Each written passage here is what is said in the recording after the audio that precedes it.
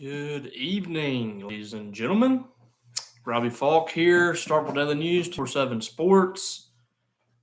We're going to have a Talking Dog session tonight. We're going to discuss Mississippi State's big win over Arizona on the road out in the desert. Bulldogs went into a tough environment at a strange time and, towards the West Coast, and were able to come out with a win. They just needed to get out there alive. We talked about it last week on the show. And State did it, and I thought performed fairly well considering all the circumstances. To go on the road and do that, I thought was a big deal. So good win for Mississippi State to move to 2-0 on the year, and now they're getting set for a huge matchup with LSU. Every single week now is going to be big for Mississippi State in this schedule that's so difficult.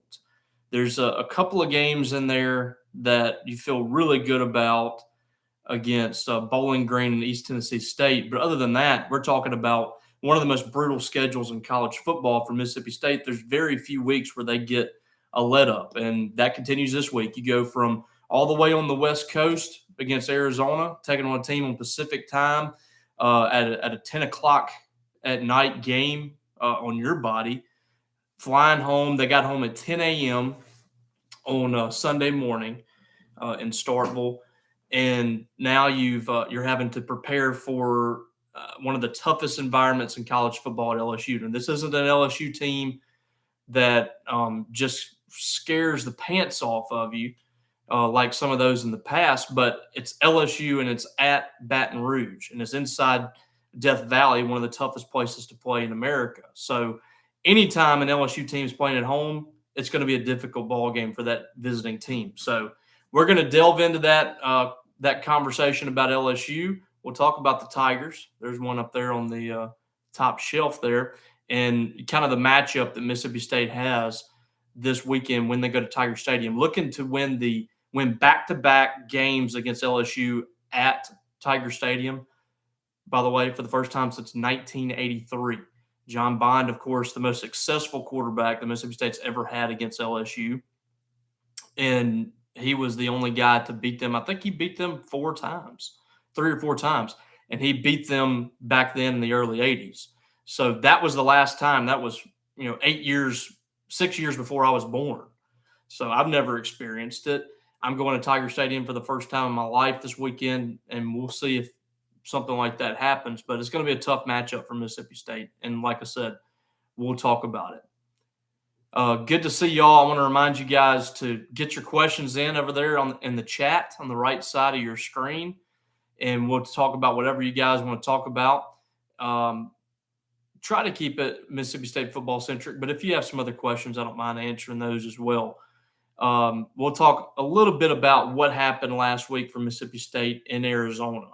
The Bulldogs went there after handling Memphis, I thought, fairly well, 49-23, and that game was really never close. State came out and controlled that from the beginning in what was a nearly 6-hour ball game when you factor in the delays. So it wasn't nearly as long against Arizona, but it went further into the night because that game started at 8 p.m. local, which was 10 p.m. Central for Mississippi time. And Arizona came out, punched Mississippi State in the mouth right away in that game, a 6-play, 75-yard drive in 2 minutes. And they had a 34-yard run, and you're thinking, golly, is State going to give up 60 points like Bruce Feldman said they were against Arizona? Defense did not look good on that first possession, but they didn't give up a touchdown to Arizona's offense until the third quarter after that. Arizona was able to get a field goal off of an interception that should have been caught. That pass should have been caught by Caleb Ducking, and it bounced off his hands into the hands of an Arizona player. They ended up kicking a field goal for that. And it wasn't until after halftime that they were able to get points again midway through the third quarter off of another turnover. State was just really commanding that ball game, and Jameer Calvin fumbled the football. Arizona was able to go score. That was it for them. They had, I believe, 6 more yards or 5 more yards rushing, 6 more yards rushing the rest of the ball game after that 34-yard run from Michael Wiley. So actually, they had 1 more yard because they had 4 or 5 more yards on that drive running. So State really dominating, defensively against the run. I thought they did a great job against Jaden DeLaura, who is a very dangerous quarterback.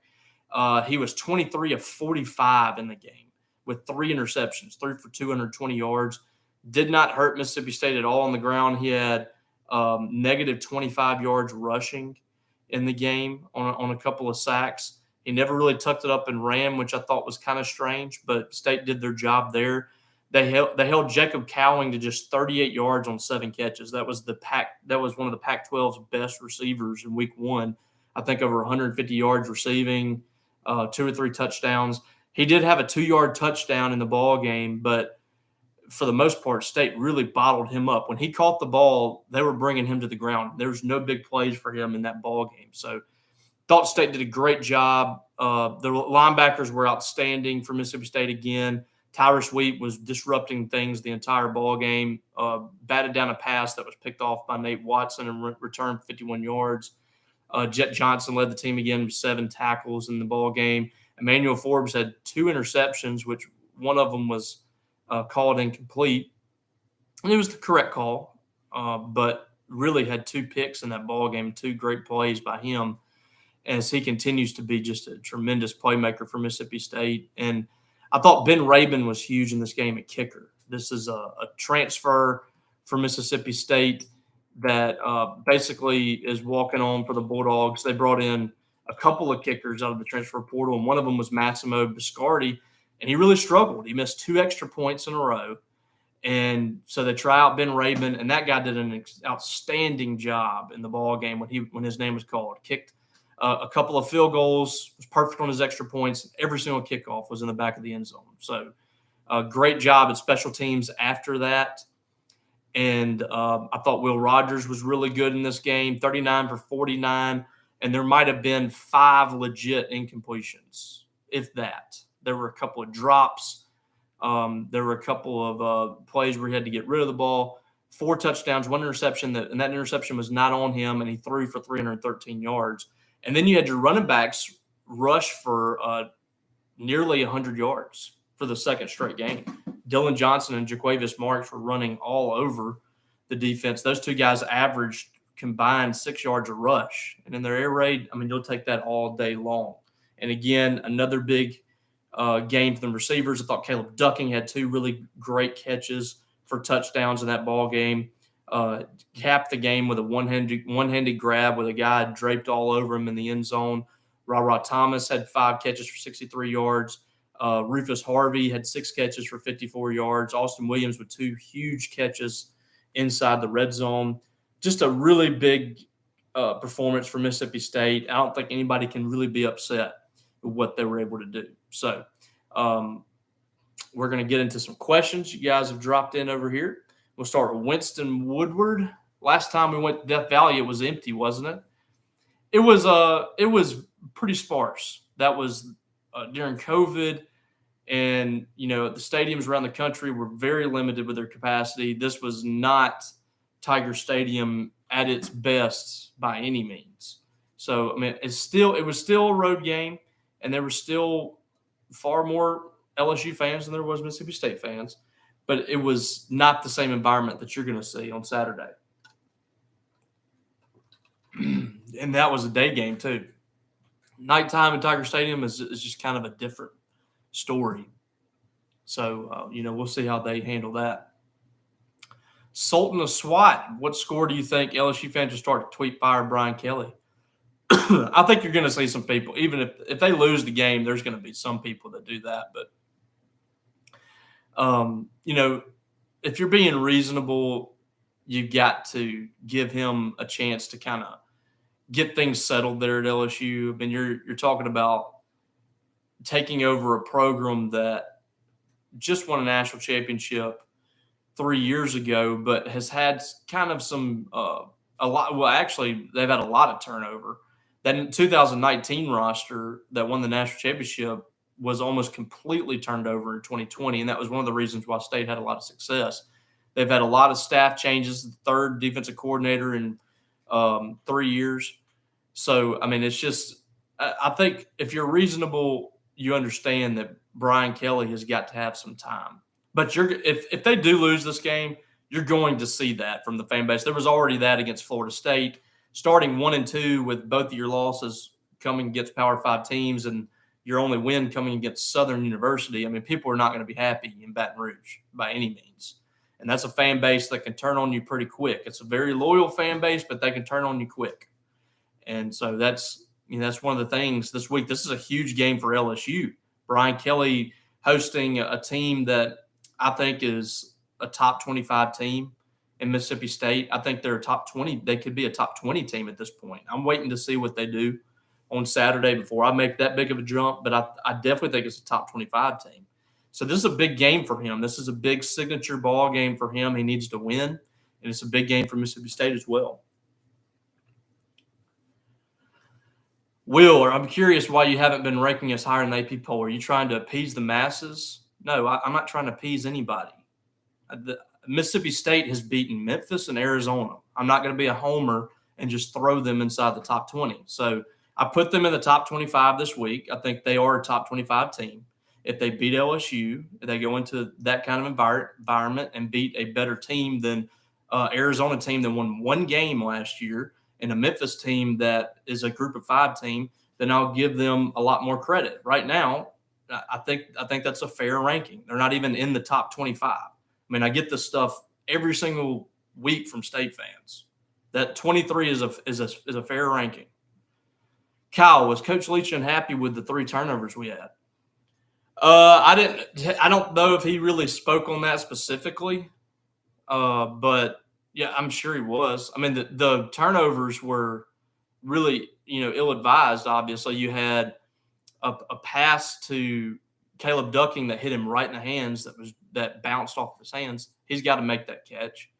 Jameer Calvin has got to hold on to the football on his run, and then also Jaquavius Marks. I mean, that was a rare fumble for him, which I kind of give him a little bit of a break because he obviously got a face mask on that play. They didn't call. If somebody grabs your face mask and run down the field and pulls your head to the side, you're probably going to lose focus on where you got the ball. But yeah, I'm sure. I mean, they were a little sloppy on some of that stuff. They got to clean that up. They can't have those turnovers against LSU. Oh, let's see. Hayden Hughes, who are the X factors in this game, both MSU and LSU?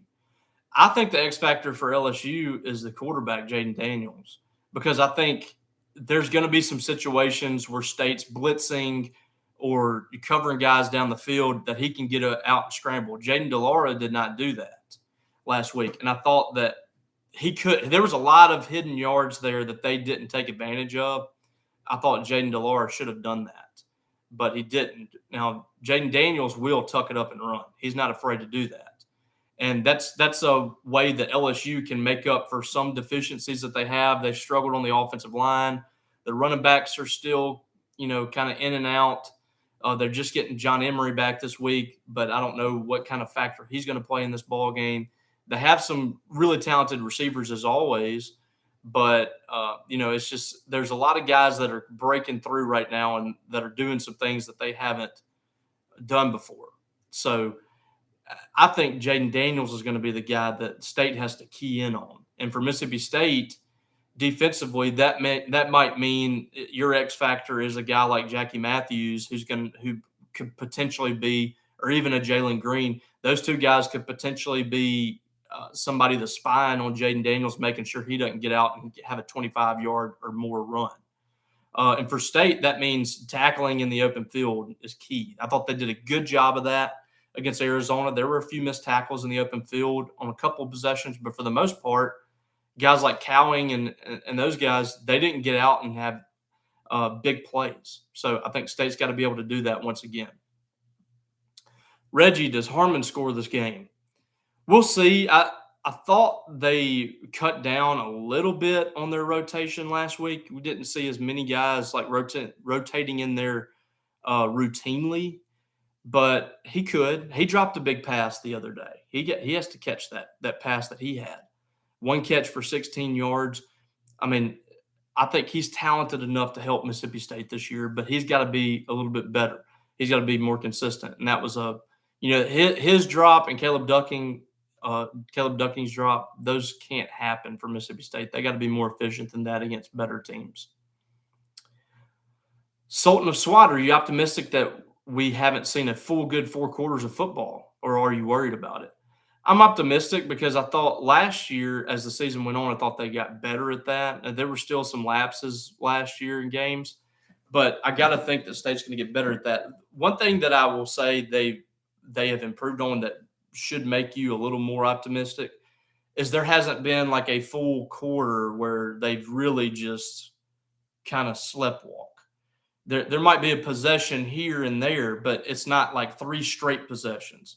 For the most part, State is putting together points during quarters, and they're getting the job done. Last year in the first quarter against teams like LSU, Memphis, Arkansas, there were some major lapses for a long period of time. I don't think you've seen that as much. I think they've cleaned that up. Now you got to really put it together. And it's tough to play four full quarters and to be, almost perfect for 4 quarters. It's tough for anybody to do that. But I think State's gotten a lot better at that, and I think they're going to be fine from that standpoint this year. Sultan, I didn't notice, did the corners travel with receivers or did they stay in positions? Example, Forbes covering Cowing all night. I haven't had I didn't get a chance to see a wide shot to really tell. Most of the time it's the shot doesn't show you that unless they're showing replays. But on a few plays that I saw, they were traveling with the receivers. I thought Forbes did that a few times, just kind of when it dictated. Jackie Matthews probably floating around a little bit more. Jalen Green's probably floating around a little bit more. Jason expected more from Wally. Yeah, it hasn't really shown a whole lot yet. And there's a lot of talent there at receiver. He's going to have to step it up. So far, I think he had 2 catches. Let's see. He had 2 catches against Arizona for 12 yards. He had 3 for 30 against Memphis and a touchdown. You got to have Jaden Wally. He's too talented. But State's got a really deep wide receiver core. Ra Thomas, Caleb Ducking, and Rufus Harvey have kind of been the guys early. Those guys are eating up most of the catches outside of the running backs, of course.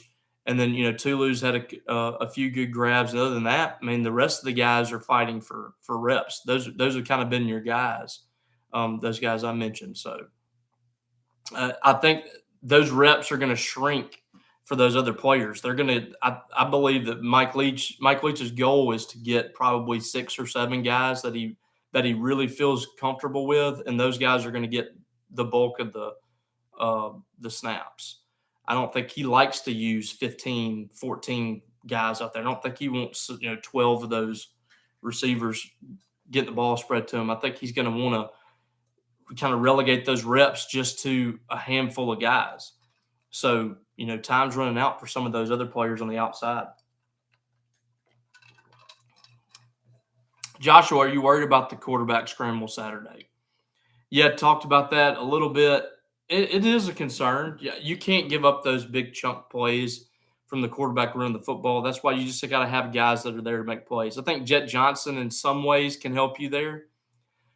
He doesn't have the foot speed that Jaden Daniels has, but really good at taking good angles and tackling in open space too. So he's a guy that if he gets a good angle, could make some stops for you around the line of scrimmage, behind the line of scrimmage on Jaden Daniels. Once Jaden Daniels gets past that linebacker crew, though, those safeties, those cornerbacks, they have to come up and make plays.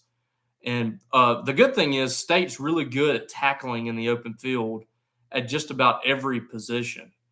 And, Emmanuel Forbes has been really good. I thought DeCam Richardson had some good tackles in space.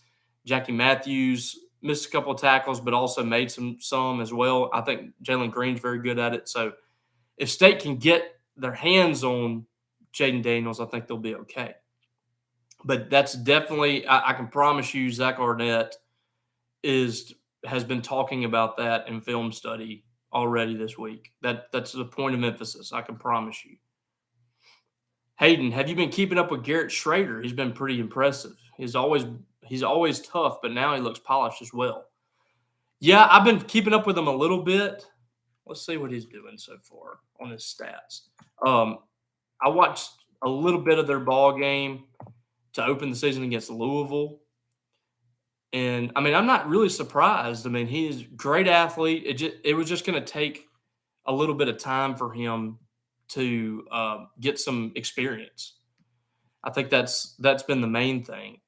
Last year threw for 1,400 yards and 9 touchdowns. He's already completing 79% of his passes, 523 yards, 5 touchdowns, no interceptions. It's been very good in the first 2 ball games. And then he's rushed for 118 yards, averaging 4 yards a rush, 3 touchdowns. Yeah, great player. Like I said, not surprised. I mean, he's a great athlete. Stringer, Zach Arnett can't call plays in faster than we may be in trouble Saturday. I don't know. I haven't noticed that.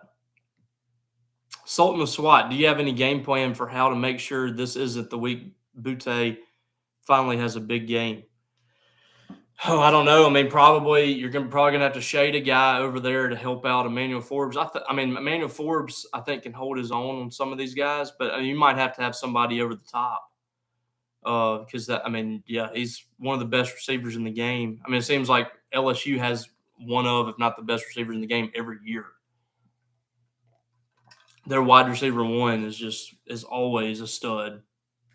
And so yeah, but he's a guy that can really light you up pretty quick. And hasn't started off, incredibly strong. This might be a game where they purposely try to target him because he was upset after that Florida State game. I think didn't get a whole lot of time in that game.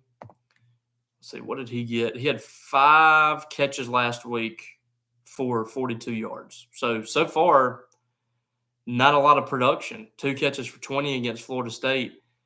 This could be the time where they try to get him involved.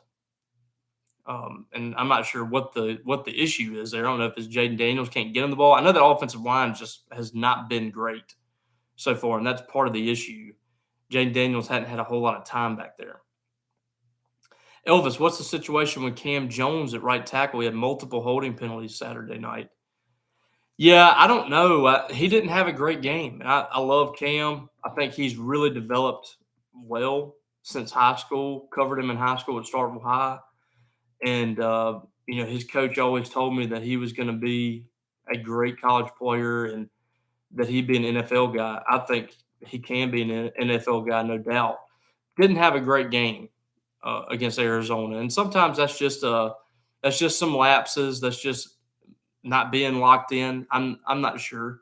I think he's capable of doing it, but he, just didn't have a great game. Gave up a sack, I think, as well. I think he'll be okay. I like him better at guard, but I think he's probably your best option right now at right tackle.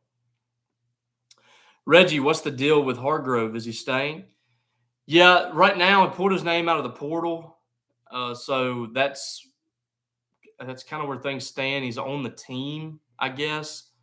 But I don't know. I mean, I don't know if we see him make an impact this year. I could see him just using this time to still practice with the team and all that stuff. Because if you put your name in the portal, I think you can't be a part of the team at all. So I thought I don't like players transferring in the middle of the season. I don't think it gives you much of an advantage. You're missing practice reps. You're missing the opportunity to be in the weight room, and you're missing possible reps on the field. I mean, I don't think it does you any good to enter the portal. So he pulled his name out, and we'll see what happens from here. But as of right now, still on the team. I could see him re-entering after the season, but basically he's gotten passed by Simeon Price at running back, and there's just not a whole lot of reps for the 4th string guy. Dylan Johnson and Jaquavius Marks are getting most of those reps, and then the 3rd guy is getting some plays here and there, not very many, and Simeon Price is getting those plays. You're not really getting a whole lot of opportunities. So I can completely understand if he wants to leave after this year because you probably still got Dylan Johnson and Jaquavius Marks coming back. Simeon Price has overtaken him at the 3rd back. So it's going to be very difficult for this year and next year for him to get reps. So, I don't think it'd be ill-advised at all if he feels like he needs to go somewhere else. Kyle, do you think we try to pressure the true freshman left tackle? Yeah, I think they're going to bring some pressure in this game. I think they're going to bring some pressure because I think it can be detrimental for you because Jaden Daniels can escape it. But at the same time, you got to make him uncomfortable just like you did Jaden DeLaura. I thought the pass rush was very good against Arizona.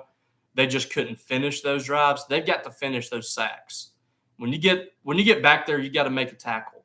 I know it's difficult. Jaden DeLaura was a slippery guy, smaller guy that kind of evaded pressure a little bit, but those guys have got to wrap up and bring the guy to the ground. They had a couple of sacks, but they were in position to have 4 or 5 sacks and just didn't get it. They've got to be able to finish those plays against Jaden Daniels because he can escape that pressure and he can also find receivers that can make you pay. There's plenty of guys there that can make you pay.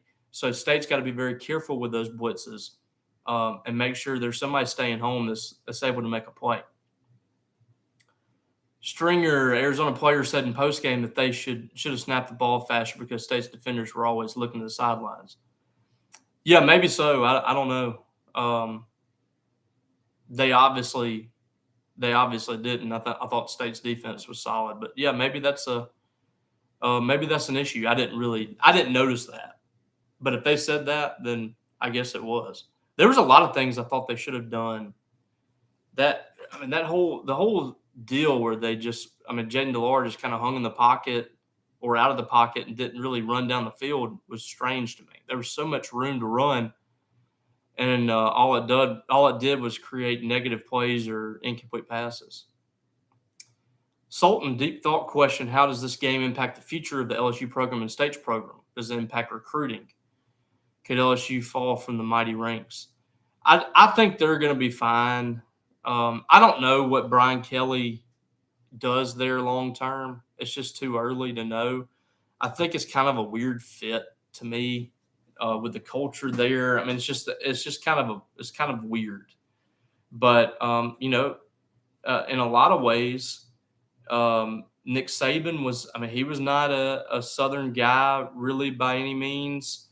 He went to, I think, Kent State from West Virginia, which, some people might consider the South, but it's not. It wasn't really, to me, it wasn't a fit, maybe like personality-wise on the surface if you're looking at it, but turned out to be a really good fit. And maybe Brian Kelly turns out to be a really good fit. I don't know. I'm a little skeptical by it right now, but he's a great coach, and he's done a lot during his time as a head coach. But I'm still on the fence with that. I don't think this game really impacts them long term, but immediate, it does. It puts a lot more pressure on Brian Kelly to have success this year, creates a little more unrest in the fan base if they do lose. And then if you win, you start to gain a little morale. You get your first SEC win, get a big win at home. I think that it's a big game for them. I think it's a bigger game for Mississippi State for this season because – most of us had Mississippi State losing this game coming into the season. I got State with 7 or 8 wins, depending on what I feel like on this particular day. Right now, I feel like they can win 8 games. If they beat LSU, I think they can win 9. I think 9 is very much in the cards. So just from a standpoint of that, just getting that 9 wins and also building some momentum here at a key stretch is really big. Because I think if State wins this game, I think you're going to see reaction from the national media, much like you saw in 2014 and 2020 when Mississippi State won in Baton Rouge. Both times, State was kind of the talk of the country. And I think that happens again if they win on Saturday, because I think a lot of people are kind of like me. They're waiting to see what Mississippi State does against LSU on the road. I'm a little more high on Mississippi State than a lot of other people, even with that 23rd ranking. But I think a lot of people know Mississippi State is good. They know Mississippi State has Will Rogers, and they know that this offense is clicking. They know Zach Arnett's doing a good job, and they know this team's very experienced. But I feel like a lot of people are scared to admit that and really get on this bandwagon with Mississippi State. And hopefully, if Mississippi State wins, they don't do that bandwagon video. But I think a lot of people are kind of waiting for that to happen. And if they do beat LSU, you got Bowling Green next week, which unless something insane happens, the State should win that game. And then you got Texas A&M, which should be a capacity crowd just about. And State's going to be, on the national level at that point. You would be 4-0 coming in that game. You win that game, you got Arkansas with a chance to be, have made a huge jump at that point. And Arkansas could possibly be, somewhere inside the top 10, maybe inside the top 15 for sure. So there's a key stretch coming up for Mississippi State, and this would be a huge start for them to win this ball game.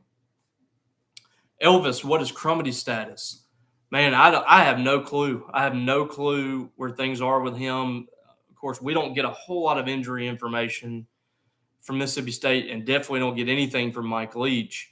But based on what I'm hearing, it's at least going to be another 2 or 3 weeks for him, and could be longer. Still has that cast on. I don't even know what the injury is. Some kind of wrist injury, but it's something more serious than just a wrist injury because he's got a cast that goes up his entire arm. So, and he's not able to just go out there and play with a club on his arm like some people have before. So it's going to be a while. But I think if you get him back middle of the season and you started off the season really well, you got to feel really good about Mississippi State because you got a fresh senior defensive lineman, one of, if not the best defensive lineman in the crew, adding to that line that's already there, that's pretty experienced, pretty athletic, pretty good. I think it just makes Mississippi State much stronger on the defensive side of the ball. When he comes back, if Mississippi State is pretty healthy across the board on the defensive line, you got to feel good about where they are. Hayden, MSU favored by 2. If this game came down to a long field goal, do you have confidence in Ben Rabin? Right now, I do. He's got the leg. He's got a great leg, probably strongest leg of any kicker, and we saw that on kickoffs the other day.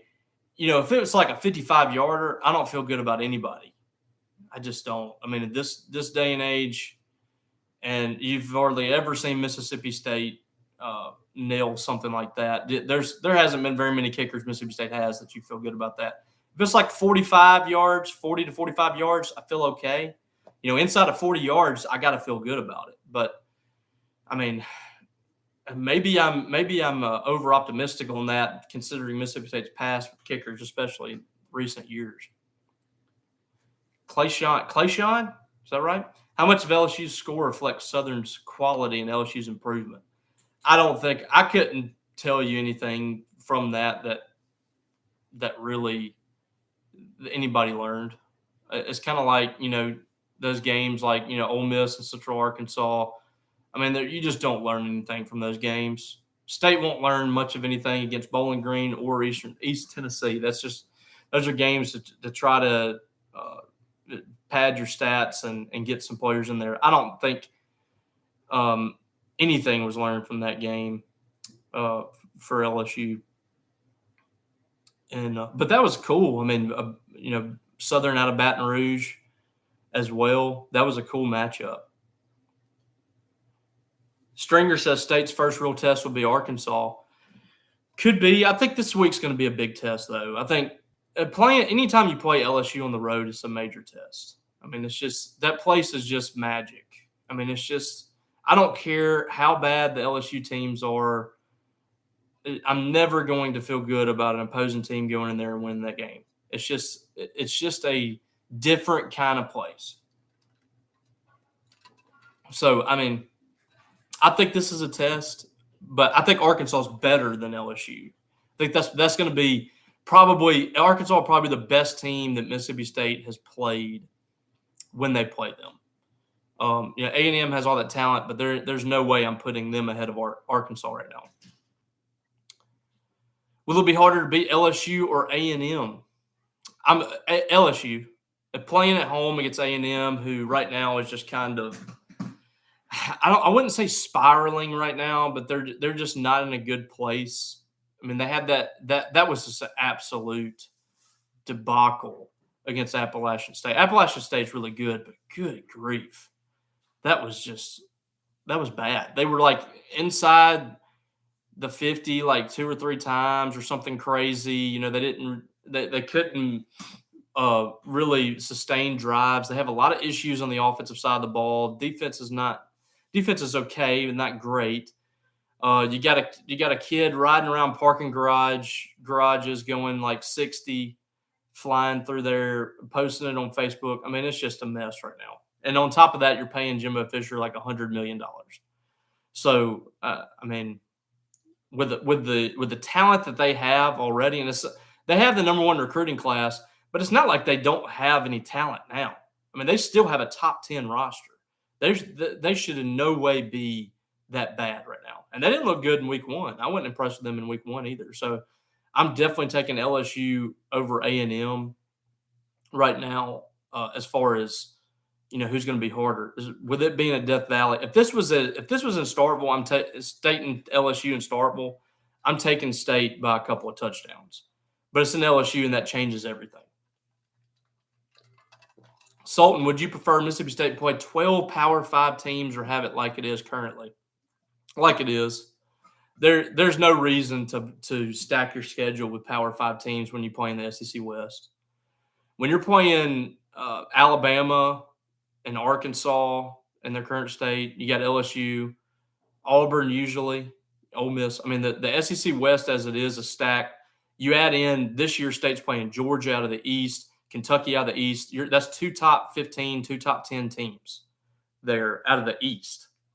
There's no reason for them to play a stacked schedule in the non-conference. Go get your 4 easy wins in the non-conference and then figure it out in conference play. And I think it's fine how it is. You go play one Power 5 team out of this schedule and a solid Group of 5 team. I don't think you need a complete cupcake schedule. I think it would be nice to play some good non-conference teams because you want to be able to get some fans in the stands. Bryce, a little off football, but how are you feeling about this catcher we have coming? I love Jackson Owen, I guess is who you're talking about. I love Jackson. Great kid, great family. Starkville native, grew up a State fan, obviously. And you can go read my story about him on our site. I posted it last night. You can go check it out to kind of get his thoughts on that. But he's made a huge jump since he got into junior college. He was a really good player at Starkville High School. And he's worked on his craft. He's gotten better. I think his dad told me, I think he worked some with Nick Amorati at the catcher position. He's worked with Thomas Berkery, that was also from Mississippi State, and guys like that over the years. Luke Atkins, of course, was his coach at Starkville, who played at Mississippi State and Southern Miss. So, he's gotten a lot of development, and he's worked his tail off to get to where he is. Was the catcher of the year in the NJCAA or whatever. I guess that's what it is. The catcher of the year nationally in junior college last year is a true freshman. And then he also was the defensive player of the year. So Golden Glove guy. I think he's going to add a lot of experience next year because he's going to get one more year in junior college. So you're bringing in an experienced guy that's hit for power. I think he hit 360 last year, 10 home runs, had several doubles, and threw out 15 base runners trying to steal last year, had 2 errors behind the dish. He's going to come in, and State should be competing really well at the catcher position next year. You're going to have, of course, Luke Hancock is going to be gone. But Ross Highfield, who was a top 100 player coming out of high school from Madison Central. Bryce Hubbard, who's a really good player. And then, of course, Jackson Owen. So it should be fun. I'm interested to see how this Mississippi State program tries to get back to the top after last year. Stringer, Arkansas may be better than Bama. Not ready to say that. I'm not trying to overreact on Bama against Texas. That was a really bad game. They have some issues to work out, but it's still Bama. And I think, we'll obviously know Is it next week they play Alabama, I think, at Arkansas? So that's going to be a big challenge for Alabama, and we'll find out.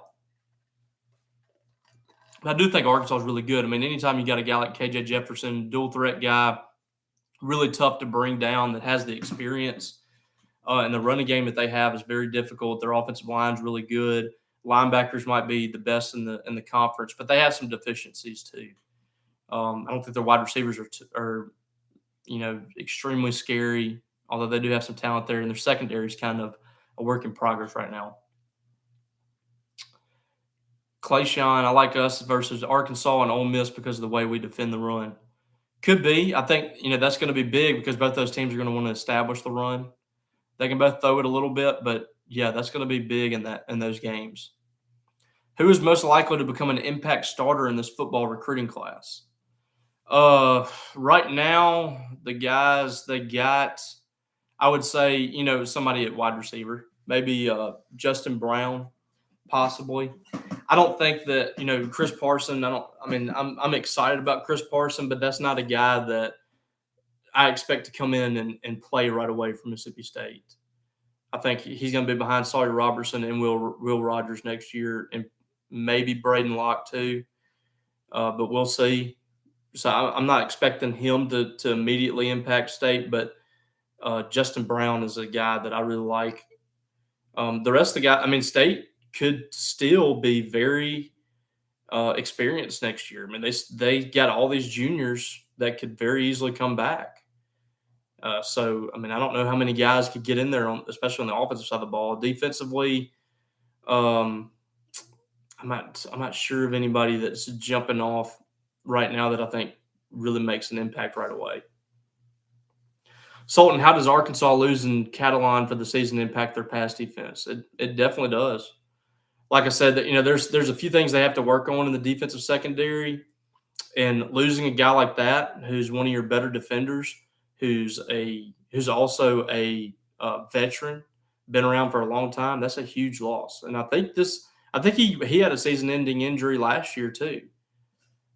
He either ended the season or was out for extended time, but he was out last year, I believe, injured as well. That's a big loss. Do you think Butte transfers from LSU? Well, I think he probably just goes pro because this is his third year. He played in 2020, I believe, as well. I think that's right. So he probably just goes pro. I think he's going to go pro anyways. He's too talented. He could be like Jamar Chase. I don't know if he's as good as Jamar Chase and some of those guys, but still very good player that I think could probably go pro after this year. They just always got some guys. They always got some guys at wide receiver, on the defensive line, defensive backs. Running back has been hit or miss for them, but they just always seem to have guys at those positions. It's crazy. What's the deal with the fourth quarter song? I don't know, man. I think last week or 2 weeks ago, they were just trying out some things. They're probably going to figure it out, but I think they're just trying to find out some things first. They played Friends in Low Places. I don't think that's the answer. That's the baseball thing. The one I always liked was Sweet Dreams, even though that was baseball as well. I just think it's more. It applies a little more than what Friends in Low Places does. And they played that. I thought it had a good reaction. Played Don't Stop Believing too later. I think a lot of people are just ready to move on from that. But I guess we'll see next week against Bowling Green. 11 a.m. kick, by the way. Bulldogs and Bowling Green. So plan accordingly for that. Ron, what do you think our plan will be to contain Jaden Daniels? Talk a little bit about that. Probably, one or two guys spine. Just try to make sure that you keep everything in front of you. And like I said, everybody's got to tackle. Got to wrap up, bring him to the ground. Sultan, did you and Brian get lunch at Humble Taco yet? We have not been to Humble Taco together in a while. I went not too long ago. It's excellent. So we'll try to get that set up. We were going to go the other day, but he had just had Mexican the night before, I think, or something. so we didn't make it. But man, last time I went, that chicken and rice bowl was delicious, and their chips and salsa obviously too. Elvis, how in the world did 5 officials from the debacle at Memphis last year still get to ref an MSU game? Seems like Sankey would have made sure they didn't. Was it last week? I didn't see the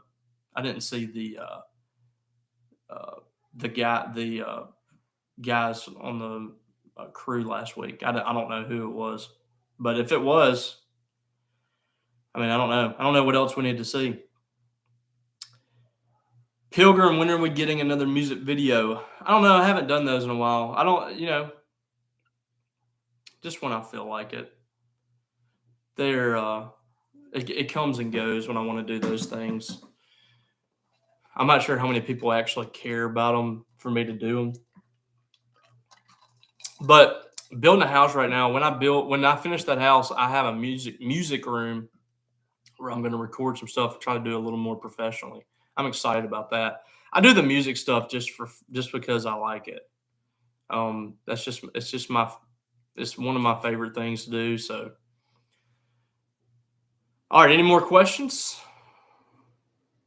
Another good chat with you guys. 45 minutes strong. Appreciate you guys for checking in. Again, if you aren't subscribed, please subscribe. Help me out. I appreciate it. But yeah, I'll be in Baton Rouge this Saturday. We'll have a few guys there from our site. Should have a pretty big media contingent. I encourage you guys to go check it out.